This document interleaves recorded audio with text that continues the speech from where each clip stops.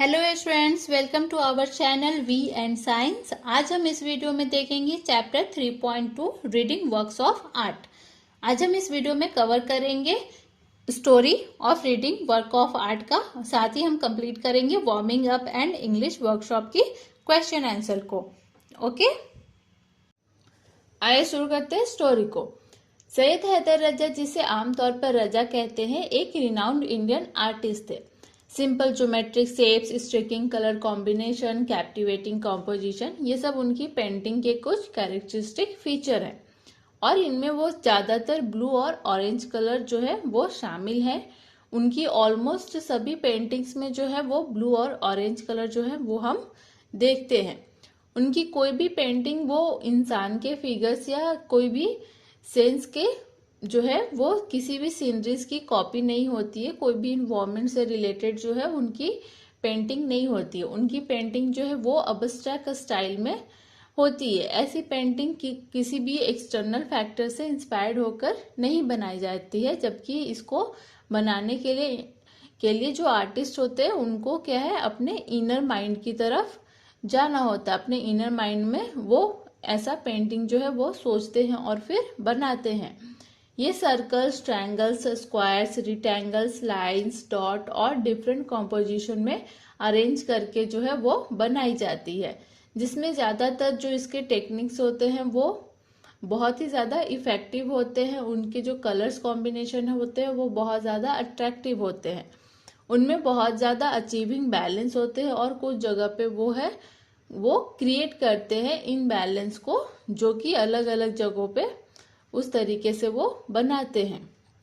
रजा ने अपनी पेंटिंग को इंडियन आर्ट और उसकी हेरिटेज, कल्चर, कॉन्टेक्स्ट और फिलॉसफी के स्टडी के माध्यम से पाया। उनकी पिक्चर शांत और जीवन को एक साथ रेडिएट करती है। हम रियलाइज करते हैं कि पेंटिंग एक विजिबल फॉर्म है बहुत ही ज़्यादा डीप थॉट की। बहुत ही कम अब्स्ट्रैक्ट पेंटिंग कम्युनिकेट करती है व्यूअर से जितनी की रजा की पेंटिंग जो है वो करती है। रजा का जन्म एक स्मॉल विलेज में मध्य प्रदेश में हुआ था। एक छोटे से गांव में मध्य प्रदेश में हुआ है। उन्होंने पेंट करना जो है वो 12 साल की एज से शुरू किया।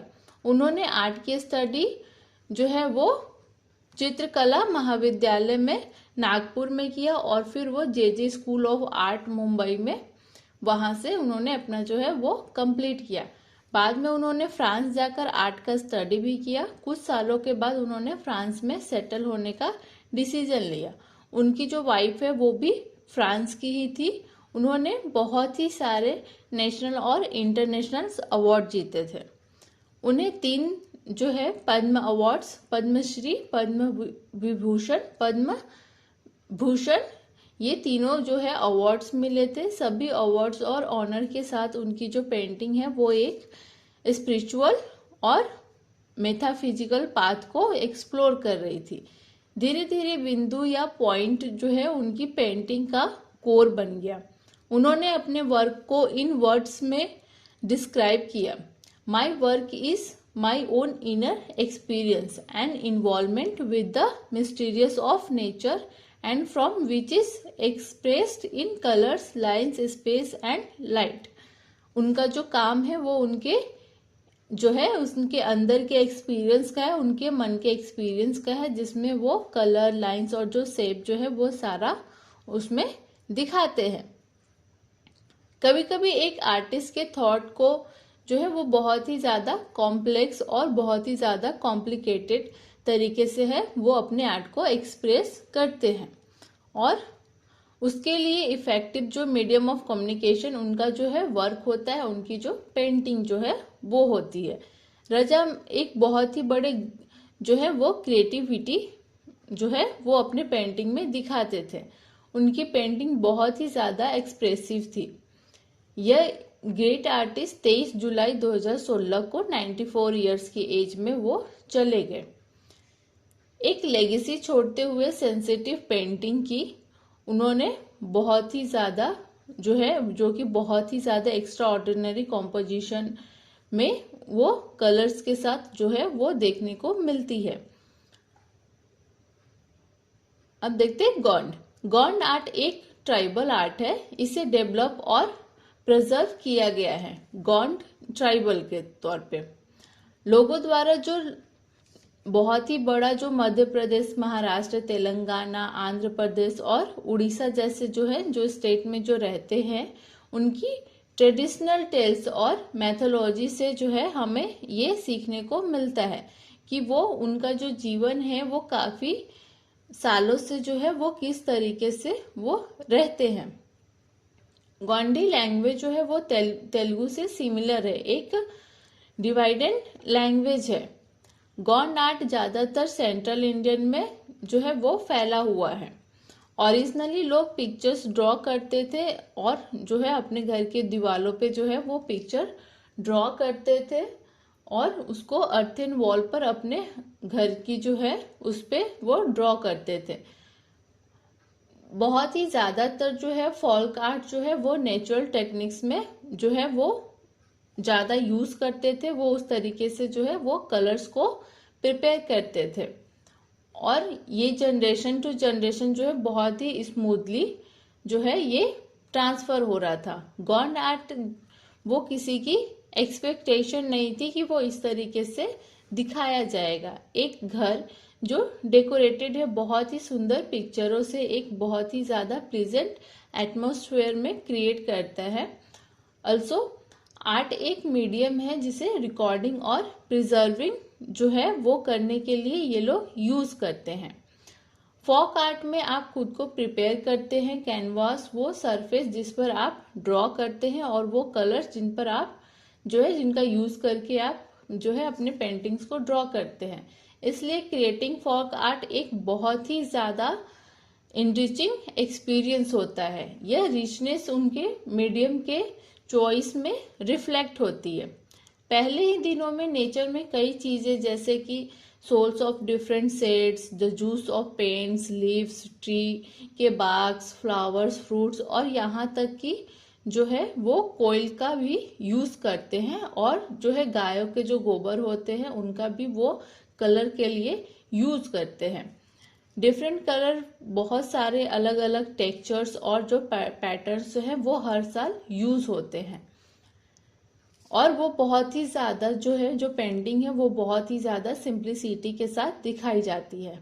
जब हम इन पिक्चर्स को देखते हैं तो हमें पता चलता है, हमें रियलाइज होता है कि एक पिक्चर को ड्रॉ जो है वो इस तरीके से या उस तरीके से जैसे भी करो वो इक्वली ब्यूटीफुल लग सकती है कि क्या एक डीप थॉट ये आर्ट कन्वास करती है और वो इतनी बहुत ही इजी तरीके से कैसे बनाया जाता है। गोंड स्टाइल ऑफ आर्ट में हम देखते हैं कि उसके आउटलाइंस जो है वो बहुत ही ज्यादा आर्टिस्ट ने जो है उनके डिजाइन्स, उनके पिक्चर्स को बहुत ही ज्यादा अट्रैक्टिव बनाते हैं। उनके डिजाइन्स में बहुत ही सिंपल टेक्सचर्स यूज होते हैं जो dots, straight lines, dotted lines, convey shapes और सर्कल का यूज करके उसे बहुत ही ज्यादा खूबसूरत बनाई जाती है। स्पेशल अटेंशन दिया जाता है, अलग अलग कलर्स को चूज करके उसको यूज किया जाता है ताकि उस पे जो है उसका जो इफेक्ट है वो बहुत ही अमेजिंग और ब्यूटीफुल हो। आज के टाइम में, आज के एज में जो न्यू जनरेशन जो होते हैं उसमें बहुत सारे लोग जो है वो गोंड आर्ट को की तरफ उनका झुकाव है। वो गोंड आर्ट को जो है अपने पार्ट, अपने लाइफ के पार्ट में उनको शामिल करते हैं। लेकिन फोक आर्ट्स की जड़ें जो हैं वो शायद जो वुमेन्स हैं उनके डेली कामों में यूज होता है। वो जिस तरीके के अपने डेली काम करते हैं शायद उनसे ही इंस्पायर होके जो है वो गोंड आर्ट को, फोक आर्ट को बनाया गया है।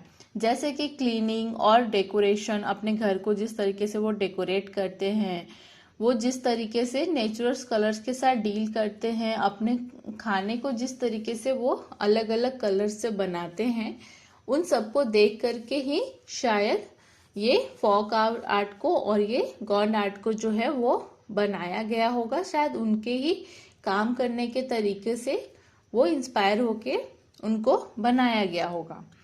तो ये थी story reading works of art की, जिसे लिखा था अबा भागवत ने। ओके, अब हम शुरू करते हैं वार्मिंग अप क्वेश्चन आंसर को। ओके, तो आइए सबसे पहले करते हैं वार्मिंग अप। क्वेश्चन नंबर 1 है complete the following items using the appropriate colour terms.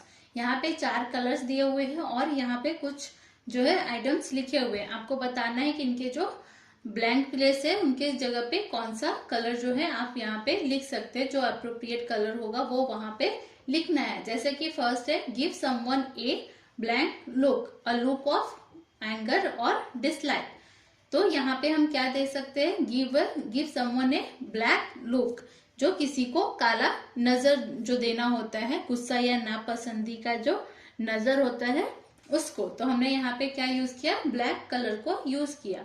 ठीक है, उसी तरीके से जो है यहाँ पे बहुत सारे जो आइटम्स जो दिए हुए हैं उन सबका जो आंसर है वो मैंने यहाँ पे लिख दिया है। आप यहाँ से जो है वो देख सकते हैं और इसके आंसर जो है आप यहाँ से लिख सकते हो। ठीक है, अब हम देखते हैं नेक्स्ट क्वेश्चन है what are you reminded of when you think of the following colours. ये जो 5 कलर है purple, yellow, pink, orange, white, इन सबको देख करके जो है आपके दिमाग में क्या आता है आपको वो बताना है। ठीक है, तो जैसे मैंने पर्पल यहाँ पे लिया है तो पर्पल को देख करके लग्जरी, रॉयल्टी और क्रिएटिविटी जो है वो हमारे दिमाग में आता है। उसी तरीके से ऑरेंज है तो उसको देख के एनर्जी आती है। येलो को हैप्पीनेस जो है वो देख करके आता है, खुशी होती है। पिंक को देख करके लव की याद आती है। और व्हाइट कलर जो है वो प्योरिटी को बताता है, पीस को जो है वो बताता है। तो मैंने यहाँ पे 3 जो है वो एग्जाम्पल्स बताए हैं कि हमको इन कलर्स को देख करके हमारे दिमाग में क्या आता है। ठीक है, अब हम नेक्स्ट देखते हैं इंग्लिश वर्कशॉप को। क्वेश्चन नंबर 1 है spot the error in the spelling of the following words with reference to the passage and rewrite them correctly. ये जो वर्ड्स दिए हुए हैं इनकी जो स्पेलिंग है वो गलत दिया हुआ है और आपको इनको करेक्ट करके लिखना है। तो मैंने यहाँ पे जो है जो भी करेक्ट स्पेलिंग जो होते हैं वो मैंने यहाँ पे आपके लिए लिखा हुआ है। आप यहाँ से देख करके जो है इसके आंसर लिख सकते हो। ठीक है, अब हम देखते हैं question number 2 complete the following with reference to the passage.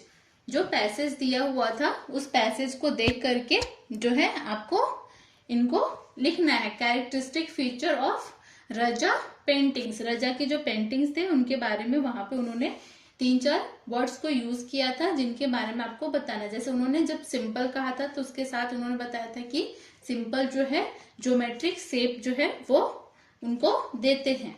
स्ट्रिंकिंग जो है वो कलर कॉम्बिनेशन को है, वो कलर कॉम्बिनेशन को इस तरीके से देते हैं कि जिससे वो देख करके काफी ज्यादा जो है अट्रैक्टिव लगता है। कैप्टिवेटिंग जो है वो कंपोजिशन को है, वो जो पेंटिंग जो बनाते हैं उनका कंपोजिशन जो है वो बहुत ही अच्छे तरीके से वो करते थे। और जो कलर्स जो है वो ब्लू और ऑरेंज कलर जो है वो अक्सर उन कलर्स को जो है वो यूज करते थे। ठीक है, वो जो उन कलर्स को यूज करके वो सारे जो पेंटिंग्स हैं उनको वो बनाते थे। ओके, अब हम देखते हैं question number 3 complete the following diagram.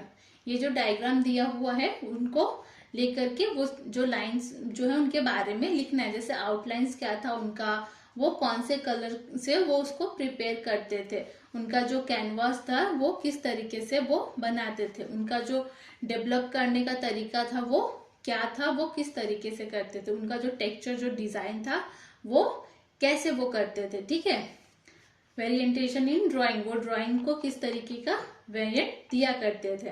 तो उनका जो वेरिएंट था, जो ड्राइंग करने का जो वेरिएंट था वो differ from artist to artist, वो अलग अलग कलाकारों से जो है वो उनसे काफी अलग था। ठीक है, उनका जो टेक्सचर डिजाइन है वो उनमें डॉट्स का यूज करते थे, स्ट्रेट लाइन यूज करते थे, डॉटेड लाइन का यूज करते थे, कैनवेस शेप और सर्कल्स का जो है वो यूज किया करते थे। उसी तरीके से थर्ड है डेवलप्ड एंड प्रिजर्व्ड बाय। तो उन्होंने गौंड जो त्रिबाल है, people from the Madhya Pradesh, वहां के जो लोग हैं, वहां के जो मुख्य जो है वहां के जनजाति द्वारा जो है उनको लिया गया था, उनसे वो प्रेरित होकर के उन्होंने ये डिजाइन जो है गौंड का वो इस्तेमाल किया था। A medium of recording and preserving what they see, उनका वो एक तरीका होता था अपने जो काम है उनको रिकॉर्ड करने का और उनको जो है सेव करने का। ठीक है, प्रिपेयरिंग द कैनवा, कैनवा को वो जिस तरीके से करते थे, जिस माध्यम से वो जो है वो अपनी सतह पर जो है वो इमेज को बनाते थे, वो ड्रॉ करते थे। प्रिपेयरिंग कलर, वो कलर जो है वो जो है डिफरेंट सेड से, जूस ऑफ प्लांट से, प्लांट के जूस से, लीफ से, ट्री के जो छाल होते थे उनसे, फूल से, फलों से, या फिर वो कोयला से, या गाय के जो है जो गाय का जो मड होता है उससे वो यूज करते थे। उनका यूज करके जो है वो अलग अलग कलर से उनको कलर करते थे। नेक्स्ट क्या है, आउटलाइंस। उनका जो आउटलाइंस जो होता था वो बहुत ही अलग होता था, क्योंकि उनका जो डिजाइन है वो बहुत ही ज्यादा सुंदर और जो है अमेजिंग दिखता था। ठीक है, अब हम देखते हैं question number 4। Complete the following with reference to the passage. Passage के रेफरेंस से आपको इनको कंप्लीट करना है। तो पहला क्या है, रजा पेंटिंग्स डू नॉट डिस्पाइट। रजा की जो पेंटिंग है वो नहीं दर्शाती थी किस चीज को, तो वो जो है उनके आकृति या उसके पर्यावरण के दृश्यों की जो है वो नकल नहीं करते थे। वो जो है एक्चुअल इंसान की जो फोटो है वो उनकी नकल नहीं करते थे। वो किसी पेड़ पौधे की जो है वो नकल करके वो नहीं बनाते थे। उसी तरीके से बी जो है कि रजा की जो चित्र है वो अमूर्त शैली जो है, उनका जो स्टाइल है वो बनाते थे, तो वो बहुत ही ज्यादा अब्स्ट्रैक्ट स्टाइल में उसको बनाते थे। ठीक है, तो उसी तरीके से यहाँ पे जो है बाकी के आंसर्स भी यहाँ पे दिए हुए हैं कि वो किस तरीके से जो है वो अपनी पेंटिंग्स को दिखाते थे, या किस तरीके से वो है उनके ऊपर जो है काम किया करते थे। ठीक है, तो आप यहाँ से जो है इसके आंसर यहाँ से देख सकते हो। मैंने फिलिंग द ब्लैंक्स को कंप्लीट करके यहाँ पे बनाया है। अब हम देखते हैं क्वेश्चन नंबर 5 को। Right about the following important feature of Gond art with the help of the passage. Passage की मदद से आपको गॉन्ड आर्ट के इंपॉर्टेंट फीचर के बारे में बताना है। तो जो गॉन्ड कला जो था उसमें कलाकार जो है वो कैनवास को प्राकृतिक चीजों का उपयोग करके जो है वो तैयार करते थे। जैसे कि वो अलग अलग शेड्स को, जैसे मिट्टी, पेड़ की छाल, फूल, फल, और फिर जो कोयला या फिर गाय के जो मड होते हैं उससे जो है वो कलर करते थे, और उसी से जो है वो उनको डिजाइन देते थे। उनके डिजाइन में जो है वो बिंदुओं की और सीधी रेखाओं की जो है, स्ट्रेट लाइंस की जो है वो यूज होते थे, और वो अलग अलग आकृति में यानी कि अलग अलग शेप में जो है वो उनको बनाते थे। ठीक है, और वो अलग अलग कलरों का जो है बहुत ध्यान से वो अपने कलर्स को जो है वो चुनते थे, जिससे कि उनका जो ड्राइंग है वो बहुत ही ज्यादा ब्यूटीफुल, क्रिएटिव और जो है बहुत ज्यादा इफेक्टिव, अमेजिंग लगता था।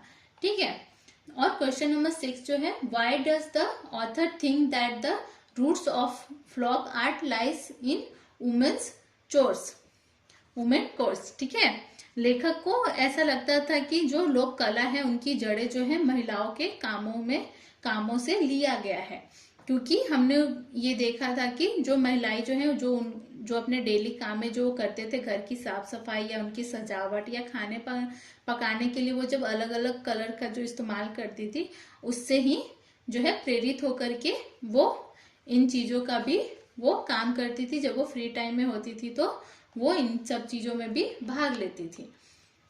क्वेश्चन नंबर 7 है, from the passage list the words related to geometry, colours और डिजाइन। इन 3 वर्ड्स को यूज करके जो है वो बताना है कि ये किससे संबंधित है। जैसे कि ज्योमेट्री क्या है, सर्कल से, ट्रायंगल से, स्क्वायर है, रेक्टेंगल से, लाइन, डॉट से जो है वो जुड़ा है। कलर्स जो है रेड, ब्लू, ऑरेंज, ग्रीन, अलग अलग कलर्स का जो इस्तेमाल होता है। डिजाइन्स तो जो था उन्होंने डॉट्स का, स्ट्रेट लाइंस का, डॉटेड लाइंस का और कन्वे शेप और सर्कल्स का जो है उन्होंने यूज किया था। ठीक है, तो अब हम देखते हैं question number 8। These 2 passages are example of the short introduction to works of art, a short review that covered the following points. ये जो 2 पैसेज है वो एक छोटा सा शॉर्ट जो है वो उनके बारे में जो है संक्षिप्त परिचय देने का एक उदाहरण है। जैसे कि उसके क्रिएटर कौन है, थीम्स और सब्जेक्ट क्या क्या है, टाइप्स ऑफ आर्ट जो है जो वो यूज करते थे, इंडिविजुअल उनका जो स्टाइल है वो क्या है, वो किस तरीके से किस टेक्निक से जो है वो प्रेजेंट करते हैं, उसका जो इफेक्ट जो है, उसके जो व्यूअर्स जो है उनको क्या इफेक्ट पड़ता है, और जो वो क्या मैसेज देते हैं, क्या जो है लोगों को किस तरीके से वो इंस्पायर करते हैं। Compare the points with those you used for a book review and the review of a play. Present and comparison in the following in the form of a chart. आपको एक चार्ट बनाना है जिसमें आपको उनको बताना है कि वो किस तरीके से इनका उपयोग किया गया था और उसकी जो है तुलना करनी है। तो जैसे बुक रिव्यू जो है और रिव्यू ऑफ प्ले जो है और रिव्यू ऑफ पेंटिंग जो है, मैंने यहाँ पे बॉक्स में उनको अलग अलग तरीके से जो है मैंने यहाँ पे लिख दिया है। आप इसी तरीके से इसका आंसर कर सकते हो। ठीक है, क्वेश्चन नंबर 9 है, using the information given in the passage right a short note on the following in your mother टंग। ये जो पेंटिंग है, द पेंटिंग ऑफ रजा, उनके बारे में जो है वो आपको मदर टंग में आपको एक छोटी सी स्टोरी लिखनी है। जो स्टोरी मैंने आपको बताई उस स्टोरी को शॉर्ट करके आप एक अपने तरफ से एक छोटा सा नोट लिखना है। ठीक है, और साथ ही आपको जो है गॉन्ड आर्ट के बारे में भी लिखना है। तो ये दोनों आप अपने मदर टंग्स में, हिंदी में, इंग्लिश में, या फिर जो भी आपका जो मदर लैंग्वेज है आप उसमें इसको जो है वो लिखेंगे। तो ये आप खुद से करेंगे। ठीक है, अब हम देखते हैं question number 10। Gather information on any one of the following by taking to your elders, family members and from other sources in your mother tongue and write a short note on it in English. ठीक है, तो आप अपने घर के किसी भी परिवार के सदस्य से, अपने बड़े भाई बहन या अपने माता पिता या फिर जो भी आपके घर में जो बड़े हैं उनसे बात करके और अलग अलग सोर्सों से जो है जानकारी इकट्ठा करके आपको इसके बारे में इंग्लिश में एक शॉर्ट नोट लिखना है। ठीक है, जैसे कि फर्स्ट जो है a special type of embroidery, embroidery के बारे में, जो स्पेशल टाइप जो होती है एम्ब्रॉयडरी की उसके बारे में लिखना है।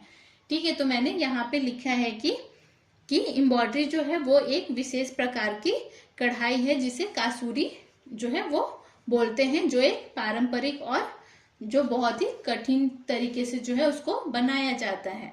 इसमें कोई गांठें नहीं होती है ताकि कपड़े के दोनों तरफ जो है वो एक जैसा ही दिखे। ये जो है वो एक पारंपरिक डिजाइन जैसे रथ, लालटेन और इन सारे चीजों पे जो है बनाया जाता है, इन सारे चीजों के लिए जो है यूज किया जाता है।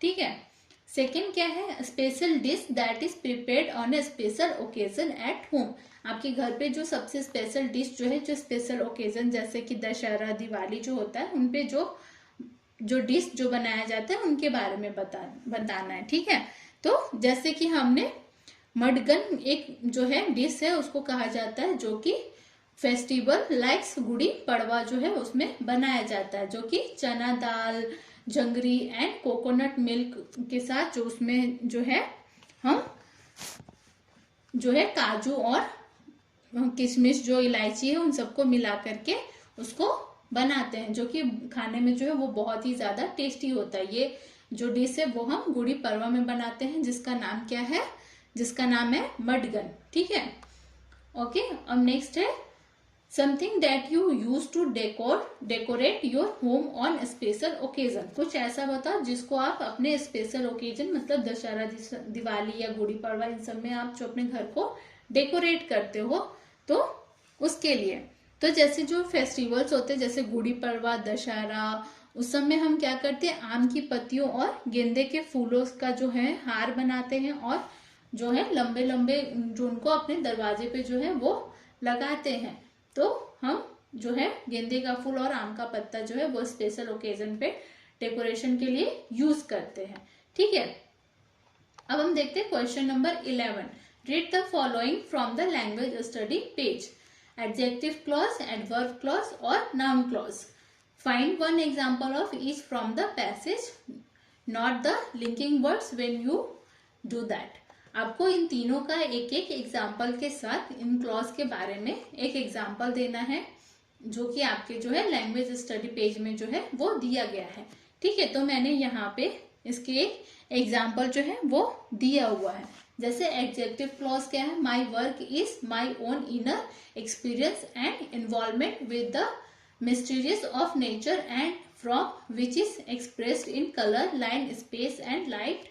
ओके, तो इसका जो लिंकिंग वर्ड है वो है विच, ठीक है। उसके बाद एडवर्ब क्लॉज जो है they originate when the artist try to peep into his own inner mind, ठीक है। तो इसके जो लिंकिंग वर्ड है वो है व्हेन। थर्ड है noun clause, we realize that the painting is a visible from of very deep thought, तो इसके लिंकिंग वर्ड क्या है दैट, ओके। तो ये था हमारा जो है वार्मिंग अप क्वेश्चन आंसर, और साथ ही हमारा जो है हमने कंप्लीट किया इंग्लिश वर्कशॉप को, ओके। तो स्टूडेंट्स हमने इस वीडियो में कंप्लीट किया रीडिंग वर्क्स ऑफ आर्ट के warming up question answer English workshop and story को। अब हम अपने नेक्स्ट वीडियो में करेंगे chapter 3.3 the road not taken, ठीक है। तो स्टूडेंट्स अगर आप हमारे चैनल पे नए हैं तो हमारे चैनल को सब्सक्राइब जरूर करें।